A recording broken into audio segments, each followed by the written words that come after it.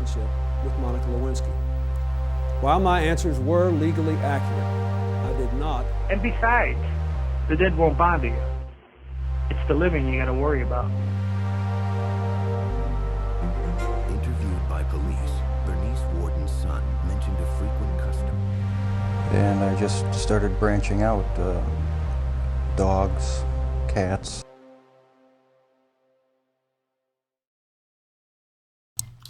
Hey everybody, welcome back. Today I wanted to sit down and talk about a lesser known serial killer with a very, very long and tragic story. Today we're going to be talking about the Wichita serial killer, Dennis Rader. You will most likely come to know him by the end of this story as BTK. BTK, or Dennis Rader, was a serial killer in Wichita, Kansas from the late 70s to the early 90s. He confirmed to kill 10 different people. Actually, funny enough, when doing research for this video, there's a lot of similarities between this case and the Zodiac killer. One similarity that we'll see is they didn't actually catch him until 2005. So in theory, he was unable to be caught for over 30 years. Very similar to the Zodiac killer, he was never caught. Also, Rader sent in patterns and little tricks and stuff to the paper and stuff to kind of boast about his killings, similar to the Zodiac killer. So we'll get into all that a little bit later. Just a little trigger warning for anybody watching. This story contains themes of violence, sexual assault, murder, violence against children, breaking and entering, all that kind of stuff. So if that's not something that you like to watch, or that's not something you like to hear about, maybe just go find something else to watch. But with that, if you want to hear about the 30-year-long hunt for BTK, stick around. Born Dennis Lynn Rader, Rader was born on March 9th, 1945, right outside of Pittsburgh, Kansas. He was the oldest of 4 boys, and only living in Pittsburgh for a very small time in his young ages. When he was a young boy, they all moved to Wichita, Kansas, which is what we're going to see, the same town, the same city that he terrorizes all those years later. Not too much is known about his childhood. It is very clear that his parents were very busy. Also taking care of 4 boys meant that they didn't have a lot of one-on-one time with Rader in particular. I think they both worked full-time. The father was a very serious in his ways man, so I think there was probably some just be a man about it kind of stuff, not very communicative and all that kind of stuff. What we really start getting into is when he started going to grade school. As we see with very many, almost all serial killers, there's some signs that you run into pretty early on. Jeffrey Dahmer was very interested in bones when he was a kid, and he would find dead animals on the side of the road and take them apart, play with the bones, all that gross stuff. So there was some of that kind of stuff that started up when Rader was young. Real quick, I want to go through his psychological profile as given to me on the scientifically.blog site. Let's go through that really quick. So some of the things that we can see in a young Rader is signs of a sociopathic ideations like that, beliefs, whatnot, or I guess just actions. I guess you don't really believe sociopath stuff, it just happens. Anyways, so some of the things that were noticed in him at a young age were persistent lying and manipulation of people. Also, difficulty growing relationships, socially awkward, unable to regulate emotions correctly, all that kind of stuff. A huge one right here, which will come into play a lot later, is lack of impulse control. As we'll see a little bit later in this story, he does often act on impulse or off an impulse. So those were just some things that they noticed. On the other side of that, Rader was also developing sexual fantasies. most serial killers begin to adopt those things similarly as well. That's where all the R-word stuff comes in, and abuse and torture and all that kind of stuff. So along with developing those sexual fantasies, he was getting very interested in bondage, like tying people up. There was multiple accounts where he would tie himself up and even put a plastic bag over his head to try to suffocate himself. That was a form of pleasure or very big interest to him. As we'll see later in the story, that is his main way of killing people, is strangulation. Obviously, I think he has some sort of sexual interest in that. So those were just a few things. Like I said, also developing neglect for his parents, lack of attention, isolation, all those kind of things were all very huge key developing points in his young childhood that are really going to kind of show out as we get farther into that. So with that, I think that it's probably, we'll go into talking about like after high school, because that's when this stuff starts getting a little bit more juicy. I don't want to say it like that. Obviously, this is horrible, but it does get really interesting down the line. With all that being said, what we just talked about, Rader was still able to maintain a semi-normal image around his peers, his family, that kind of stuff. He gets through high school, no problem. He even attempts to go to college for 1 year, going to the Kansas Wesleyan University. He ends up dropping out, like I said, but after that, he decides to go into the U.S. Air Force. So it's 1966. He's tried to go to college for a year, doesn't work out. He gets shipped off, so he's out on deployment for 4 years with the Air Force, and then in 1970 he gets discharged. So when he gets discharged, he comes back to Kansas and comes back to Wichita and settles down with a job. He finds himself a wife. The job that he ends up getting, just a real quick sidetrack, it doesn't matter too much, but it does add to the story a little bit when we talk about how he's kind of planning what he's going to do and all this kind of stuff. But the job that he gets is a city compliance officer. I don't know if you know what that is. I had to look it up because I don't live in an area where I would ever have to worry about this. But basically, a city compliance officer is someone who goes around the neighborhood or something and basically just needles you for like stupid stuff. Like your grass is too tall, or you're breaking the law, blah, blah, blah. It's like really petty, dumb stuff. I assume it's probably referring to if you have an HOA, a homeowners association or something, because where I'm from or where I live, nobody cares. People will let their grass grow like up to your ankle.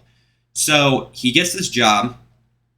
I think this job just would suck. I think everybody would hate you. Like, I would hate myself if I had to do this because it's so nitpicky.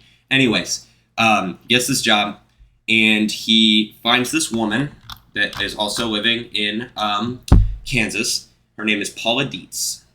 They go out a couple of times. He proposes really quickly, and she says yes, and they get married. So now where we're at is he's living in this town with his wife. He's got this job. He's also the president of the church, the city or town church. So he's like well revered in the town. People really know him. I think they like him. I mean, I don't think everybody likes him, but he's well known. The town's small enough that, word of mouth, people just know each other because you see each other all the time. So he's in this, sounds like a pretty good predicament. He's married. He's got a pretty good job. He's well revered in the community. He was also a Boy Scout leader, which is also something that would make you well known and popular in the community. So he's really well off. And he's good in this place, where he's at, for about 4 years.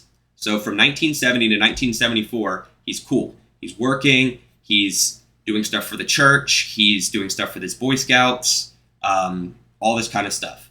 And then in January of 1974, he commits his first murder.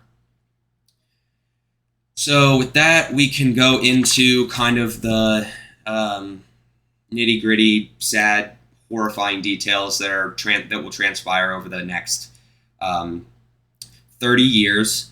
Again, I'm going to give another trigger warning before I go into this.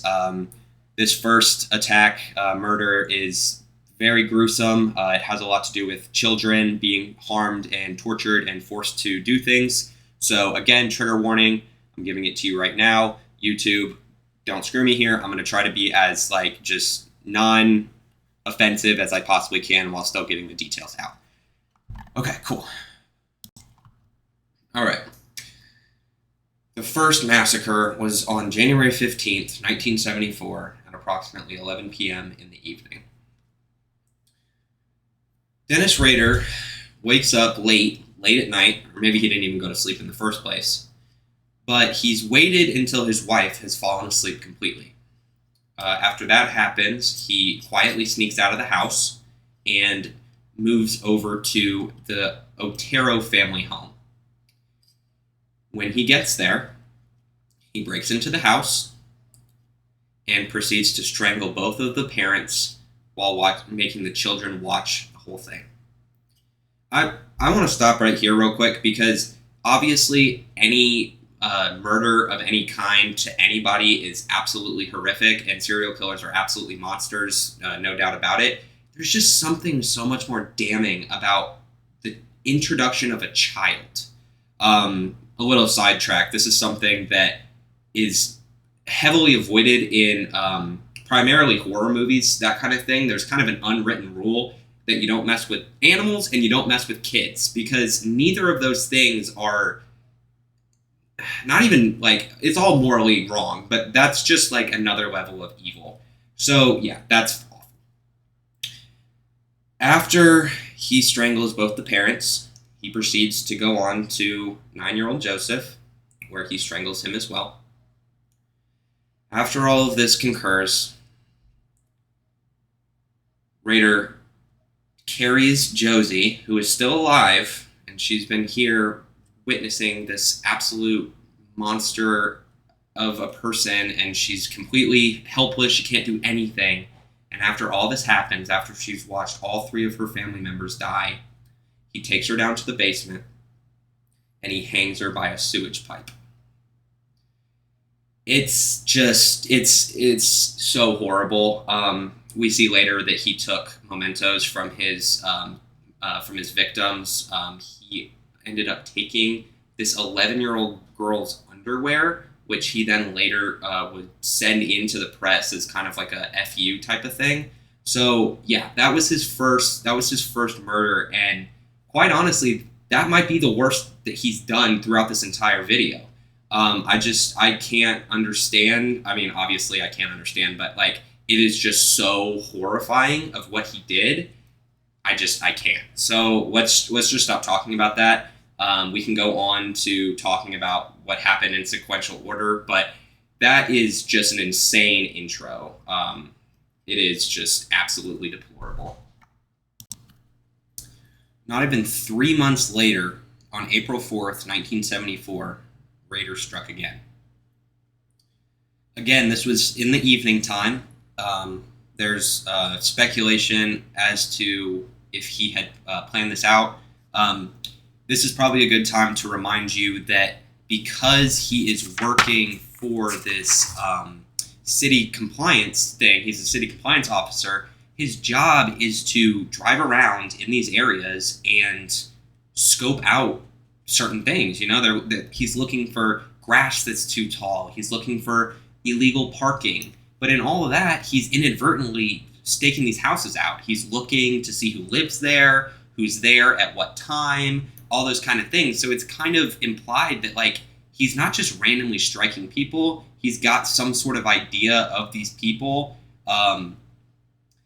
I think, don't quote me on this, but I think that he might have gone after people that he didn't like, whether it was with the city compliance stuff, them complaining or them giving attitude, or just being straight up rude in general.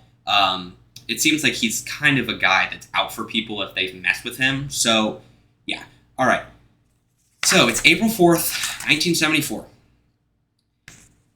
Catherine Bright and Kevin Bright. Catherine Bright, she was an employee at the Coleman workshop or the factory or whatever. That is a company that sells like camping material. I don't think that's very relevant, but it says in my notes, so I'm going to bring it up real quick. So Catherine Bright and Kevin Bright. They're coming home in the evening after a long shift, and when they come into the house, they are met with Rader holding a gun.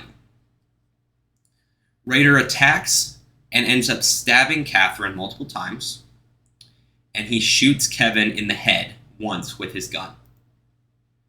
Miraculously, Kevin didn't die, surprisingly. I don't know how you survive something like that. I think it's just luck. But he didn't die. He was able to survive, but unfortunately, he was not able to save his sister. After this happens, Rader flees the scene, and eventually, after police come in and they do like a full investigation and everything, they realize or decide that this is another hit from him in general. All right, let's take a little bit of a break from the horrifying things, all the murder and all of the misconduct and everything. Something very interesting happened after the April 4th murder. In October of 1974, a young man, he allegedly confesses to killing the Otteros family with two other friends. So basically what happens here is after this comes out, after these three guys basically lie and say, yeah, we did that, we killed all those people, the Wichita Eagle, which is the newspaper company, they receive a strange phone call from like an unknown caller, and the unknown caller directs them to a mechanical engineering book that is placed in the Wichita Public Library. Of course, police go to the library and find this book that he's talking about.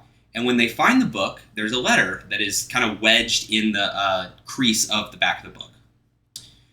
When they pull this letter out, the letter reads, and I quote, "Those three dudes you have in custody are just talking to get publicity. The code words for me will be bind them, torture them, kill them. BTK. You see, he added again. They will be on the next victim." So basically, he's pissed. He's mad. He's like, hey, someone's taking credit for what I did. I need everybody to know that I did this. These kids are just here for publicity, and I'm not going to stop. I'm not going to stop. I don't care. Like, I'm good at this. You guys can't find me. So yeah, just like basically like a huge fuck you to the entire police department and everybody else that's suffering from these attacks and murders and all that kind of stuff. So that's a really interesting detail, and it actually ties in really well with another serial killer, the Zodiac Killer. I talked about him in the beginning. He did very similar things. He would just mock.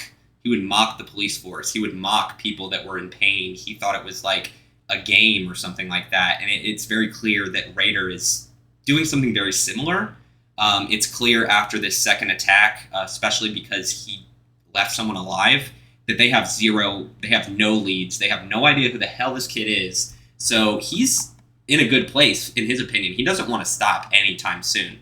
And as we see, he's not going to stop. He's not going to stop. If anything, he's just going to ramp up the amount of violence and the amount of like pain and fear that he puts into like this entire city. I mean, Wichita right now is frightened to all hell. They have no idea what's going on. There's been 6 people that have been murdered in a 3 or 4 month span, and nobody has any idea who the hell it is or what's happening. All right, I'm getting kind of uncomfortable talking about all these details and all that, so I'm going to streamline this a little bit more and kind of just do a play-by-play, go down the list, because there's a lot of different things that happen in these 30 years. Of course, there are plenty of murders and attempts of murder, but there's also just a lot of like messing around, playing with the cops, trying to figure out if they know what you're doing, all that kind of stuff. So we'll go into that really quick, and then we can get that out of the way and talk about how he was eventually caught, because this guy should be buried 50 feet under the earth. So yeah. All right. October 1974, the killer introduces himself to the police. Apparently, a young man is allegedly confessing to killing the Oteros with two of his other friends. Of course, we know that it was not him, but like he's saying that it is, and people are going to believe him, whatever. So the Wichita Eagle, which is the news broadcasting program company, whatever, receives a strange phone call that directs them to a mechanical engineering book that's located on a shelf inside of the Wichita Public Library. Of course, the Wichita Police Department go to that library to see what this tip is about, and when they open the book, they find a little letter, good lord, wedged in the crease of the book. The letter said, and I quote, "Those three dudes that you have in custody are just talking to get publicity. The code word for me will be bind them, torture them, kill them. BTK." You see, he added again. They will be on the next victim. So this is the first time that we really see him using this name for himself, BTK. It's later kind of just mainstreamed because of all of the horrific things that he does. But this first time, he's it's kind of a calling card. He's like telling them that it will be on the next victim. So look for the next victim and see. All right, 1977, March 17th. BTK murders a mother of three. Oh, God. All right. Okay, so basically, he knocks on the door at a later time. I think it's pretty clear that he's doing this stuff at night because it's just, there's less people out, it's easier to be hidden, all that kind of stuff. So he shows up to this house, knocks on the door, and a 5-year-old child answers the door. I don't know why a 5-year-old child's answering a door, but whatever. When the door's opened, he pushes past the child and proceeds to barricade the boy and his other two siblings in the bathroom while he strangles the mother. The children were able to eventually escape from the bathroom and give the police a rough description of the intruder, but again, he just gets away. Like nobody sees anything. I mean, in this case, he didn't shoot anybody, but like when he did shoot someone, like gunshots make noise. I don't know how nobody has any tips, anything like that. So yeah, he gets away again. December 8th, 1977. BTK reports his next victim. After binding and strangling a 25-year-old Nancy Fox, he heads to a payphone and points police to his handiwork. He says, and I quote again, "You will find a homicide at 843 South Pershing." He bluntly tells the 911 dispatcher that there's nothing he can do and he's already gone. So yeah, just another like joke for the cops. Like, hey, like I already killed someone here. You know I did it, but you have no idea who I am. So like I'm good. So yeah, he's toying with them. They have no clue. January 31st, 1978. The killer reaches out with a poem. Of course, this guy would be making poems when he's like murdering a bunch of people. Anyways, he comes out with a poem. The Wichita Eagle receives an index card imprinted with a poem that begins with Surely locks, wilt thou be mine?" Unaware of the connection to Shirley Vian and believing it to be a Valentine's Day ad, the mail clerk just forwards it to the classified ads department. So it's just like not taken seriously at all. Like nobody thinks that it's actually like BTK. They just think it's like a Valentine's Day thing. So yeah, that like doesn't do anything, and he did that all for no reason. I think you'll see in just literally 1 second, he doesn't like that very much. He's not very happy about that because on February 10th, 1978, literally not even a month later, like 10 days later, like very, very quick, 2 weeks or less, BTK threat is made public after another letter. So he sends another one. It's like, hey, you didn't see my first one, so I'm going to send you 2.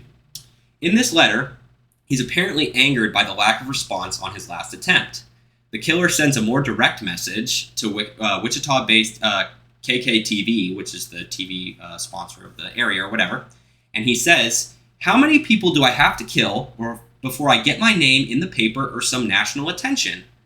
Yeah, so this guy, he's in it for the popularity. Like he's doing this and he's upset because one, these 3 teenagers are taking responsibility for something that he did, and he's upset about that because they're getting more attention than he is.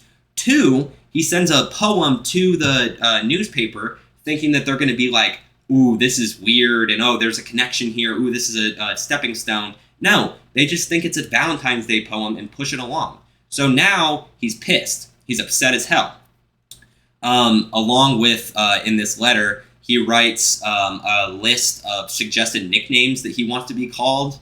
Some of them include the BTK Strangler, the Wichita Hangman, and the Asphyxiator. Yeah, I mean, that's not... No. We're not doing that. So let's go on to April 28th, 1979. Another target narrowly misses becoming the next victim. Wow, he actually didn't get someone this time. What a surprise, this guy. Wow. So on April 28th, 1979, Rader lies in wait for Anna Williams, but he ends up giving up and leaving when the 63-year-old woman takes too long to return home. So he's waiting in her house. And she's taking too long to get back to the house. So he gets bored, basically. So he's like, I gotta go. I guess I gotta go. I gotta go. She's not home yet. Like, I'm bored. I guess I won't do this anymore. But less than 2 months later, Williams learns of the brush that she had with death when she receives several packages with her personal items in there, like underwear, socks, all that kind of stuff. And in the very bottom of one of those packages is a poem titled, "Oh, Anna, why didn't you appear?" So this guy he wasn't able to like kill her, but he was able to like manipulate her psychoactively like so hard. Because imagine, you come home unaware of anything being wrong, and 2 months later you get a bunch of random packages in the mail, and it's your used underwear, your socks, and there's a poem in the bottom saying, "Oh, Anna, why didn't you appear?" I would move. I would move to a different country. Like, that is absolutely terrifying. Oh, my Lord. August 14th, 1979. The BTK's phone call is finally broadcasted. Seeking help from the public, the authorities finally decided to release the recording of that December 1977 call that he did to report the death of Nancy Fox. Tips came pouring in from a bunch of different sources, but from all of the relevant information that they got are illegitimate. Like, it was just people talking. I mean, people are trying to help, of course. They want this to be solved. They want people to be caught, but it's very, very hard to figure out who someone is just by a phone call, like a voice on a phone. Not to mention that, like, there's a possibility he's using voice modulation or, like, he's, like, doing something like that. So, really, like, you can't really get much information off that. The common civilian is not going to have, like, a eidetic memory that's like, oh, I remember this exact voice from one time 20 years ago, and I have never met this guy ever again. So, on August 14th, he broadcasts the call. And then, in 1984, in August, the Ghostbusters Task Force is formed. Of course, it's named after the popular Bill Murray movie, but the task force included a young officer named Ken Landwehr, who will spearhead later effects to track down the killer, takes pains to carefully organize and preserve valuable evidence, blah, blah, blah. So this is like the Batman for this story. He is in it, he's ready, he wants to get this guy, he's going to do as much as he can to get him. So a couple months, a little bit longer after that, April 27th, 1985, so a couple months, maybe 6 months ago, or 6 months later, I'm sorry, Rader strangles his neighbor.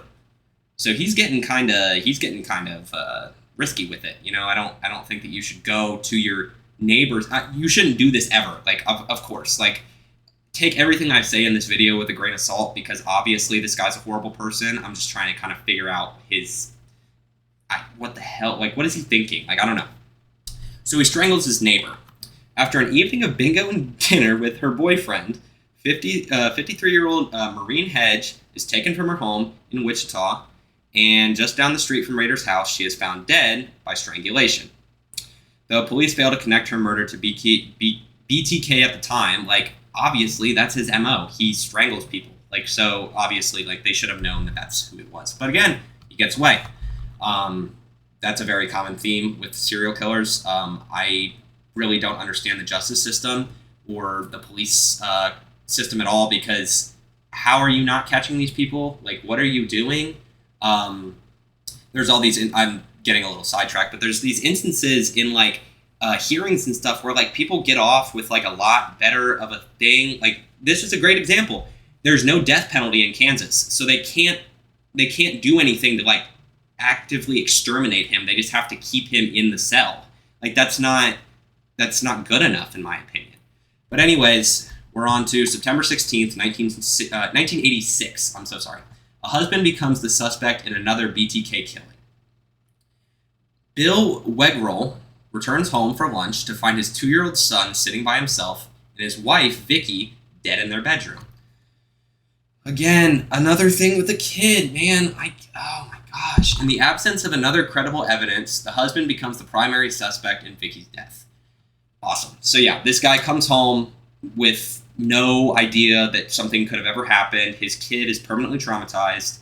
He probably loves his wife. He probably loved her, and now he's being charged with the murder of her. When it's literally this, you know that this is happening. It's in Wichita. It's not even out of this city or anything. This is all in somewhat of a closed bubble. So I don't really get it.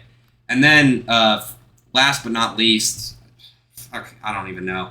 January 19th, 1991, BTK kills for what is believed to be the final time. Finally, maybe he's done. I don't know. He's not done. BTK throws a cinder block through a sliding door at the home of a retiree, Dolores Davis, strangles her to death, and leaves her body by a bridge, seemingly preoccupied by his day-to-day duties as a Park City compliance officer and father of 2. Rader ceases killing, but BTK drops off the map.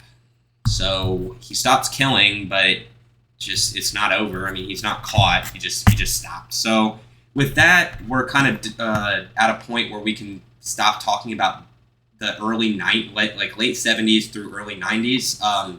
Nothing happens with him for 15 years, actually, surprisingly. The next time we hear about him is January of 2004, when the Eagle runs a 30-year anniversary piece on him. We'll see that very soon. That's kind of his in. That's his in back into the thing. It's his revitalization. So we'll talk about that, and then we can finally get over with this just horrific, horrible story of a horrible guy, and I can not have to research this anymore, and my stomach can feel better. So, all right, let's get on to that final part. In January of 2004, the Wichita Eagle runs a 30th anniversary piece on BTK. In March of 2004, BTK announces his return. The Wichita Eagle receives an envelope from a Bill Thomas Killman. Killman, of course. It's containing a copy of Vicky's missing driver's license, someone he's already killed 15 years prior. So he's just been holding on to these treasure, or these pieces that he steals from these people. So he sends in her driver's license, photos of her body, and the BTK signature. God, that was so dumb. Anyways, the chilling message links her unsolved murder to BTK and declares the Wichita Terror to be very much alive. So after 15 years of people thinking oh, we're probably good, right? This guy is either done, or he's dead, or he's somewhere else, we're probably cool. And then in March of 2004, people realize that he's actually very much alive, and he's kind of just been here behind the scenes for 15 years. He continues in May of 2004 with a puzzle. He sends a puzzle in with a phony ID, and after they figure it out, the letters Rader are grouped around the numbers 6220, which is the author's street address. Seems like a pretty straight shot to figure out who the hell this guy is. You have his last name and his street address, but I guess I guess not, so I don't know. And then, in December of 2004, he leaves another disturbing package. In this package, it's a garbage bag containing Nancy Fox's driver's license and a Barbie doll, with a hood over its head and its arms tied behind its back. Very similar to his MO, which is the strangulation, the tying people up. This guy's a freaking freak, dude. This guy's a weirdo. And then, finally, finally, in January of 2005, finally, like 30 years after this shit started happening, a postcard finally points to more clues and they're able to bag him. So basically, there's a postcard sent to Cake TV with instructions to find a cereal box on a road outside. Just like it has coordinates or whatever.